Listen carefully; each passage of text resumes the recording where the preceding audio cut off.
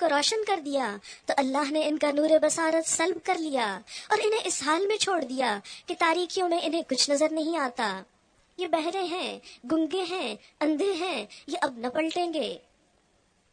یا پھر ان کی مثال یوں سمجھو کہ آسمان سے زور کی بارش ہو رہی ہے اور اس کے ساتھ اندھیری گھٹا اور کڑک اور چمک بھی ہے۔ یہ بجلی کے کڑاکے سن کر اپنی جانوں کے خوف سے کانوں میں انگلیاں ٹھونس لیتے ہیں، اور اللہ ان منکرین حق کو ہر طرف سے گھیرے میں لیے ہوئے ہے۔ چمک سے ان کی حالت یہ ہو رہی ہے کہ گویا ان قریب بجلی ان کی بصارت اچک لے جائے گی۔ جب ذرا کچھ روشنی انہیں محسوس ہوتی ہے تو اس میں کچھ دور چل لیتے ہیں، اور جب ان پر اندھیرا چھا جاتا ہے تو کھڑے ہو جاتے ہیں۔ اللہ چاہتا تو ان کی سماعت اور بصارت بالکل ہی چھین لیتا، یقیناً وہ ہر چیز پر قادر ہے، لیکن اللہ تعالیٰ ایسا نہیں کرتا۔ ایسے لوگوں کے ساتھ بھی جو بظاہر اللہ کو یہ بتاتے ہیں کہ ہم تیرے بندے ہیں، ہم ایمان لائے ہیں، لیکن اللہ کی کوئی بات ماننے کو تیار نہیں ہوتے۔ اللہ کو غضبناک تو کرتے ہی ہیں یہ لوگ، لیکن اللہ تعالیٰ ان کو فوراً پکڑتا نہیں، حالانکہ وہ پکڑ سکتا ہے۔ تو یہ دو مثالیں دراصل ایسے منافقوں کے بارے میں ہیں کہ جو اسلام کے راستے میں آنے والی مشکلات سے ڈر کر، اللہ کی اطاعت کے کاموں میں آنے والی مشکل سے ڈر کر اپنے آپ کو ادھر ادھر چھپاتے پھرتے ہیں اور اپنے کانوں میں انگلی ڈال لیتے ہیں کہ کہیں اللہ کی کوئی بات سننی نہ پڑ جائے اور کہیں کوئی بات ہم کو عمل میں نہ لانی پڑ جائے۔ لیکن ایسا کتنے دن چلے گا؟ ہم کتنے دن اس دنیا میں اس رویے کے ساتھ جئیں گے کہ ہم اللہ کے بندے نہیں اپنے نفس کے بندے ہوں، ہم اللہ کے بندے نہیں دنیا کے بندے ہوں۔ سمجھتے ہیں کہ یہ بہت نفع مند کام ہے، لیکن اللہ ایسے دین سے راضی نہیں، کیونکہ اللہ ہی فرماتے ہیں ادخلوا فی السلم کافہ، دین میں پورے کے پورے داخل ہو جاؤ۔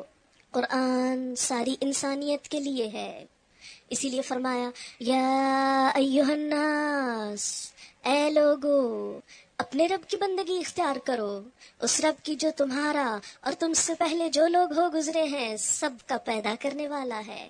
ہم رب کی عبادت کیوں کریں؟ اس لیے کریں کہ اس نے ہم کو بنایا ہے۔ یہ ہاتھ، یہ کان، یہ دل، یہ ہمارا جسم، یہ چلنے پھرنے کی قوت، یہ سب کچھ اس نے ہم کو عطا کی ہے۔ عبادت کیوں کرو؟ لعلکم تتقون، تاکہ تمہارے اندر تقوی پیدا ہو۔ عبادت کی غرض دل کے اندر اس احساس کا جاگنا ہے، اس روشنی کا پیدا ہونا ہے جس میں انسان بغیر کسی فتوے کے بھی حق و باطل، اچھے برے کو پہچاننے لگ جائے۔ وہی تو ہے جس نے تمہارے لیے زمین کا فرش بچھایا، آسمان کی چھت بنائی۔ آنکھیں تو کھولو، زمین کو دیکھو، آسمان کو دیکھو، ہر نعمت کو پہچانو۔ اوپر سے پانی برسایا اور اس کے ذریعے سے ہر طرح کی پیداوار نکال کر تمہارے لیے رزق بہم پہنچایا۔ بس جب تم یہ جانتے ہو تو دوسروں کو اللہ کا مد مقابل نہ ٹھہراؤ، اللہ کے برابر کسی اور کو نہ سمجھو۔ جب سب کچھ تمہیں وہ دیتا ہے تو تم دوسروں کے وفادار بنتے ہو، دوسروں کے آگے جھکتے ہو۔ اور اگر تمہیں اس بات میں شک ہے کہ یہ کتاب جو ہم نے اپنے بندے پر اتاری ہے یہ ہماری ہے یا نہیں، تو اس کے مانند ایک صورت بنا لاؤ۔ جس کو یہ شک ہو کہ یہ کتاب اللہ کی نہیں، وہ اس جیسی ایک صورت بنا لائے۔ یہ چیلنج 1500 سال سے موجود ہے، آج تک کوئی نہیں بنا سکا۔ اپنے سارے ہم نواؤں کو بلا لو، سب مددگاروں کو بلا لو، ایک اللہ کو چھوڑ کر باقی جس کی چاہو مدد لو۔ اگر تم سچے ہو تو یہ کام کر کے دکھاؤ، لیکن اگر تم نے ایسا نہ کیا اور یقیناً کبھی نہیں کر سکتے تو ڈرو اس آگ سے جس کا ایندھن انسان اور پتھر ہوں گے، جو مہیا کی گئی ہے کافروں کے لیے، نہ ماننے والوں کے لیے، اس کتاب پر ایمان نہ لانے والوں کے لیے۔ اور اے پیغمبر صلی اللہ علیہ وسلم، جو لوگ اس کتاب پر ایمان لے آئیں اور اس کے مطابق اپنے عمل درست کر لیں، انہیں خوشخبری دے دو کہ ان کے لیے ایسے باغ ہیں جن کے نیچے نہریں بہتی ہوں گی، ان باغوں کے پھل صورت میں دنیا کے پھلوں سے ملتے جلتے ہوں گے. جب کوئی پھل انہیں کھانے کو دیا جائے گا تو وہ کہیں گے کہ ایسے ہی پھل اس سے پہلے ہم دنیا میں ہم کو دیے جاتے تھے. ان کے لیے وہاں پاکیزہ بیویاں ہوں گی اور وہاں وہ ہمیشہ رہیں گے. صحیح بخاری اور مسلم کی روایت کے مطابق نبی صلی اللہ علیہ وسلم نے فرمایا: ما لا عین رأت ولا اذن سمعت ولا خطر علی قلب بشر. میں نے اپنے بندوں کے لیے ایسی چیزیں بنائی ہیں یعنی جنت میں جنہیں کسی آنکھ نے دیکھا نہیں، کسی کان نے سنا نہیں، کسی انسان کے دل میں ان کا خیال تک نہیں گزرا. اتنی خوبصورت ہے کوئی چیز دنیا میں جو اس جنت کا مقابلہ کر سکے؟ لیکن ہم کس چیز کا سودا کر رہے ہیں؟ اس متاع غرور کا، اور اس جنت کو بھولے ہوئے ہیں. ہاں، اللہ اس سے ہرگز نہیں شرماتا کہ مچھر یا اس سے بھی حقیر تر کسی چیز کی مثال بیان کرے، کیونکہ اس کتاب کا مقصد تو لوگوں کو بات سمجھانا ہے. جو لوگ حق بات کو قبول کرنے والے ہیں وہ انہی مثالوں کو دیکھ کر جان لیتے ہیں کہ یہ حق ہے جو ان کے رب ہی کی طرف سے آیا ہے، اور جو ماننے والے نہیں وہ انہیں سن کر کہنے لگتے ہیں کہ ایسی تمثیلوں سے اللہ کو کیا سروکار. اس طرح اللہ ایک ہی بات سے بہتوں کو گمراہی میں مبتلا کر دیتا ہے اور بہت ساروں کو راہ راست دکھا دیتا ہے. یہ ہر ایک کی اپنی اپنی سمجھ ہوتی ہے نا، کہ کسی چیز کو کوئی کس نگاہ سے دیکھتا ہے، اور گمراہی میں وہ انہی لوگوں کو مبتلا کرتا ہے جو فاسق ہیں، اللہ کے عہد کو مضبوط باندھ لینے کے بعد توڑ دیتے ہیں. لا الہ الا اللہ کا عہد کر کے، اللہ کو ایک الہ ماننے کی بات کر کے پھر دوسروں کو الہ بنائے ہوئے ہیں. اللہ نے جسے جوڑنے کا حکم دیا اسے کاٹتے ہیں، یعنی انسانی تعلقات، اور زمین میں فساد برپا کرتے ہیں. حقیقت میں یہی لوگ نقصان اٹھانے والے ہیں. انسان یہ غلط کام کر کے دوسروں کو نہیں خود کو نقصان دیتا ہے. تم اللہ کے ساتھ کفر کا رویہ کیسے اختیار کر سکتے ہو حالانکہ تم بے جان تھے؟ ہم کیا تھے یہاں آنے سے پہلے؟ ذرا اپنی حقیقت پہ تو غور کریں. بے جان، نتھنگ، ہماری کوئی پہچان نہ تھی.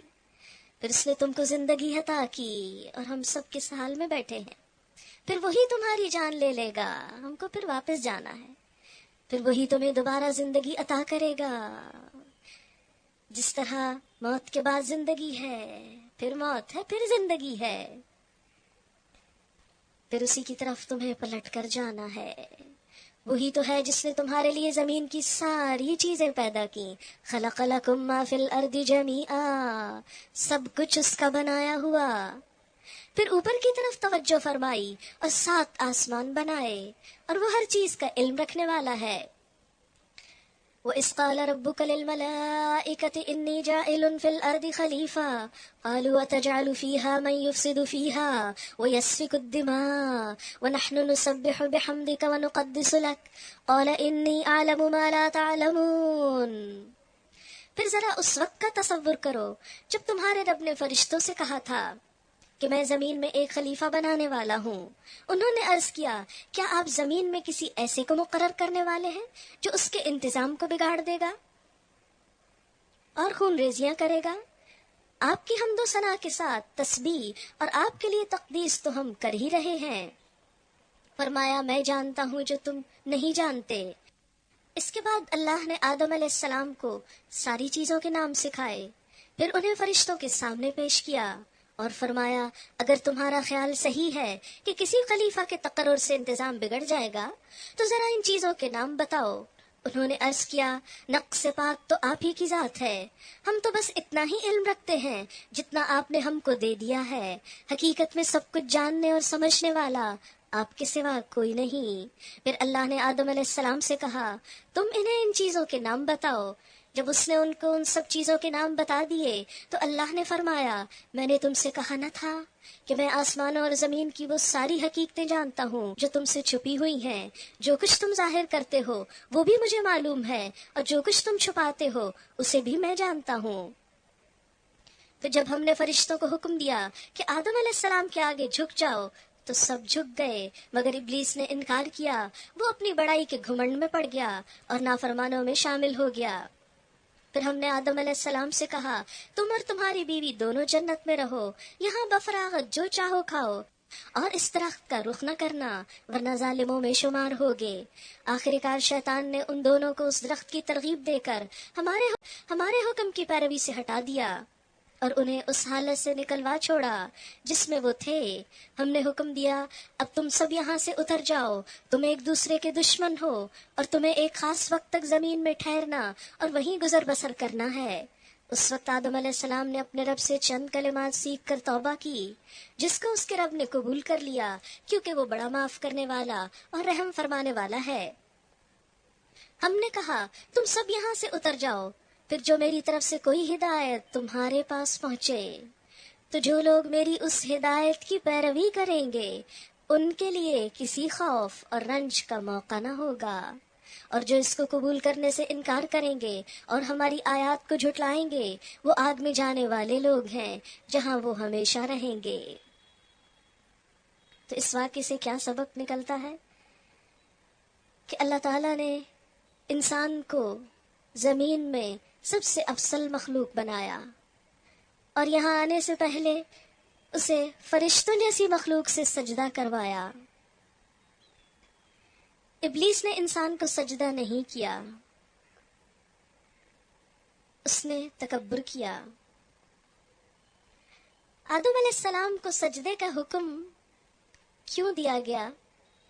اس کی بنیادی وجہ یہاں یہ بتائی گئی کہ اللہ تعالیٰ نے علم کے میدان میں فرشتوں اور آدم علیہ السلام کا جب امتحان لیا تو فرشتوں کے پاس علم نہ تھا اور آدم علیہ السلام کے پاس علم تھا۔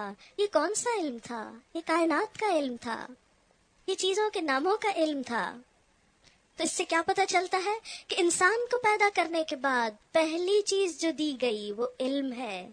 اور کون سا علم؟ علم کائنات۔ کیا بتایا گیا؟ جو شخص، جو قوم کائنات کو مسخر کرے گی، ان چیزوں کا علم حاصل کرے گی، وہ دنیا میں عزت پائے گی۔ اب آپ دیکھیے کہ وہ انسان جو دنیا کا علم رکھتا تھا، فرشتوں کا مسجود ہوا، لیکن شیطان کا مقابلہ نہ کر سکا، اس لیے کہ شیطان کے مقابلے کے لیے انسان کو علم دین کی ضرورت ہوتی ہے، اپنے رب کی معرفت کی ضرورت ہے۔ اسی لیے جب آدم علیہ السلام اور حوا علیہ السلام کو دنیا میں بھیجا گیا تو فرمایا فَإِمَّا يَأْتِيَنَّكُم مِّنِّي هُدًى، پھر اگر تمہارے پاس میری طرف سے کوئی ہدایت آئے، فَمَن تَبِعَ هُدَايَ، تو جو میری ہدایت کی پیروی کرے گا ان پر کوئی خوف نہ ہوگا اور نہ وہ غمگین ہوں گے۔ تو گویا خوف اور غم سے نجات کا نسخہ یہ کتاب ہدایت ہے، قرآن حکیم۔ آج دنیا کے علوم کی بڑی بڑی ڈگریاں بھی، دنیا کی بڑی بڑی اقوام کی بڑی بڑی ترقیاں، زمین کے کونے کونے کو چھان مارنا، طرح طرح کے علوم کا پھیل جانا، انسان کو اس زمین پر خوف اور غم سے نجات نہیں دلا سکی۔ اسلام دنیاوی علوم کا مخالف نہیں ہے، اسلام سائنسی علوم کو پڑھنے کی طرف انسان کو متوجہ کرتا ہے، کائنات میں غور و فکر کا سبق دیتا ہے، لیکن اس کا مقصد کیا ہے کہ کائنات میں غور و فکر کر کے انسان اپنے رب کو پائے اور پھر انسانی تعلقات رب کی مرضی کے مطابق ہوں۔ والذین کفروا وکذبوا بآیاتنا، وہ جو اس کو قبول کرنے سے انکار کریں گے اور ہماری آیات کو جھٹلائیں گے وہ آگ میں جانے والے لوگ ہیں جہاں وہ ہمیشہ رہیں گے۔